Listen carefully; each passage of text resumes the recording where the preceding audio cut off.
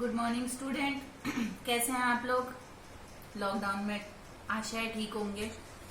कल मैंने आपको पढ़ाया था democracy in the contemporary world. इसके अंतर्गत मैंने आपको चाइल्ड की कहानी सुनाई थी। जिन बच्चों ने नहीं देखा है वो प्लीज पीछे वीडियो देख लेंगे। आज इसी कंटेम्प्रेरी वर्ल्ड में मैं आपको पोलैंड की स्टोरी सुनाती हूँ। पोलैंड में पोलिश यूनाइटेड वर्कर पार्टी की सरकार थी। पोलैंड में किसकी सरकार थी? यूनाइटेड वर्कर्स पार्टी की। और यहाँ पे जो सरकार थी इसने इस ऐसी व्यवस्था कर रखी थी कि यहाँ पे किसी दूसरी पार्टी बनाने का किसी को अधिकार नहीं था।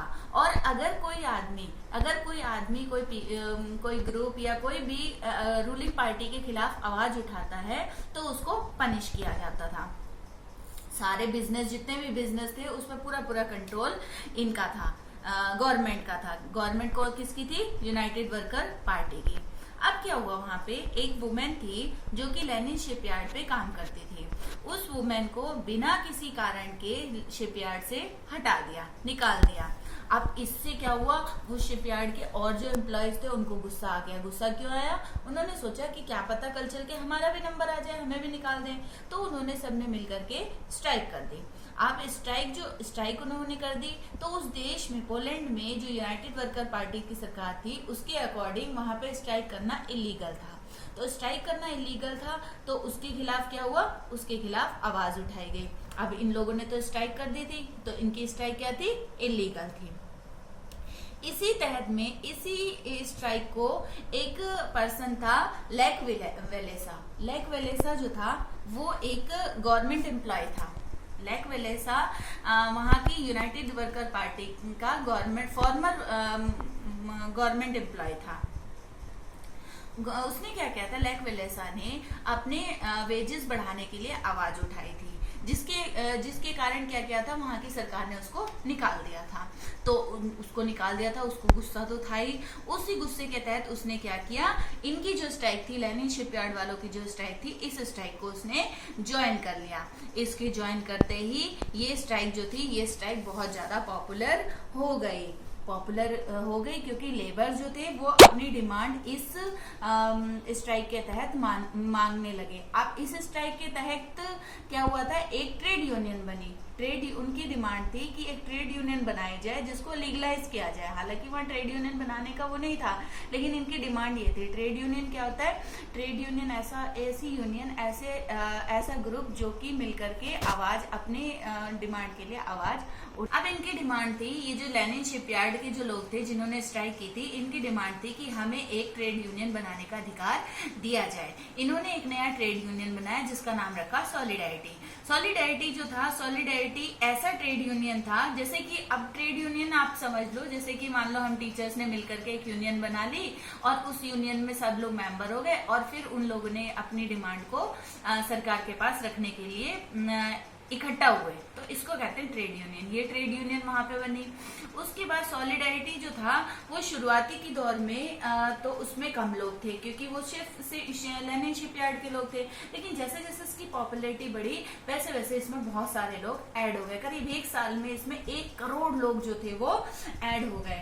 अब ये देख करके सरकार जो थी वहां पे, जो सोवियत वो थी, यूनाइटेड वर्कर पार्टी थी, वो डर गई। उसको कहीं ना कहीं ये लगा कि हमारी सत्ता जो है वो अब खतरे में हो गई है। उसने क्या किया, उसने अब अपने देश में मार्शल लॉ लगा दिया। मार्शल लॉ,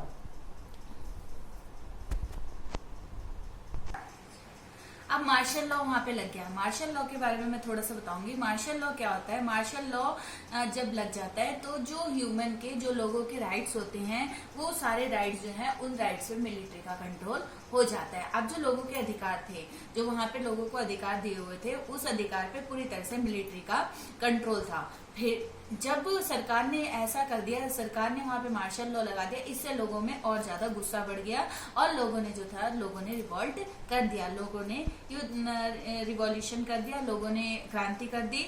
और इस क्रांति के तहत क्या हुआ, फिर वहां पे इलेक्शंस हुए और इस इलेक्शन में इस इलेक्शन में ध्यान से सुनना बच्चों, इस इलेक्शन में 100 में से 99 सीटें जो थी वो किसको मिली? सॉलिडेरिटी को मिली। जो सॉलिडेरिटी ट्रेड यूनियन बना था, इसको 100 में से 99 सीट्स जो थी वो मिली थी। और लेक वेलेसा जो था वो अब यहाँ का प्रेसिडेंट बन गया था। इस तरीके से यहाँ पे पोलैंड की हैप्पी एंडिंग हो जाती है। अब आपको मैंने दो देश की कहानी सुनाई, एक चाइल्ड की, एक पोलैंड की। अब हम इन दोनों में कंपैरिजन करेंगे। इन दोनों में क्या कॉमन चीज थी? इन दोनों में सबसे पहली कॉमन चीज क्या थी कि यहाँ के लोग जो थे इनको कोई ऐसा अधिकार नहीं था कि वो अपने रूलर्स को खुद चुने, ये उनको अधिकार नहीं था।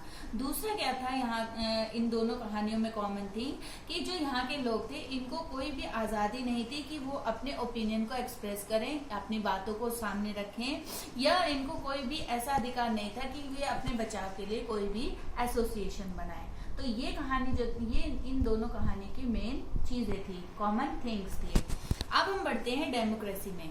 अब ये तो चीज थी इन दोनों देशों की कहानी में कॉमन थिंग्स थी, कॉमन पॉइंट्स थे। अब हम बढ़ते हैं डेमोक्रेसी की तरफ। डेमोक्रेसी में क्या होता है? डेमोक्रेसी में सबसे पहले जरूरी चीज है कि डेमोक्रेसी में जो लोग होते हैं वो अपने रूलर्स को और अपने लीडर्स को खुद ही चुनते हैं। हम अगर डेमोक्रेसी में हैं, हमारे देश में अगर डेमोक्रेसी है, तो हम अपने लीडर्स को, हम अपने रूलर्स को, हम अपने शासक को खुद ही चुनेंगे।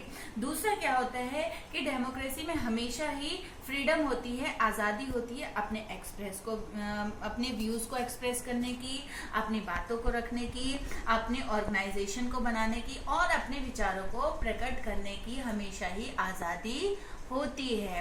तो ये देखो, आप इन चीजों से क्या पता लगता है कि जो चाइल्ड और पोलैंड था वो एक डेमोक्रेटिक कंट्री नहीं थी, क्योंकि वहां पे लोगों के पास अधिकार नहीं थे, वहां पे लोग प्रोटेस्ट नहीं कर सकते थे, वहां पे लोग ऑर्गेनाइज नहीं बना सकते थे, और वहां पे लोग अपने व्यूज भी नहीं रख सकते थे, और वहां के लीडर्स को भी वो चुन नहीं सकते थे। इसलिए ये दोनों जो थी वो डेमोक्रेटिक कंट्री नहीं थी। अब यहाँ से यात्रा शुरू होती है, जर्नी ऑफ डेमोक्रेसी। डेमोक्रेसी की यात्रा शुरू होती है। और अब नेक्स्ट वीडियो में मैं आपको बताऊंगी कि तब से लेकर के और अब तक की जो डेमोक्रेसी की जर्नी है वो कैसी है। तो इस वीडियो को ध्यान से देखना बच्चों, और इसको समझना। पोलैंड की कहानी ये एग्जाम में जरूर आती है। और अगर आपको मेरा पढ़ाया हुआ पसंद आ रहा है तो बच्चों लाइक करो इसको। कोई डाउट्स हैं तो कमेंट सेक्शन में जाके अपने डाउट्स क्लियर करो, और इस वीडियो को शेयर भी करो।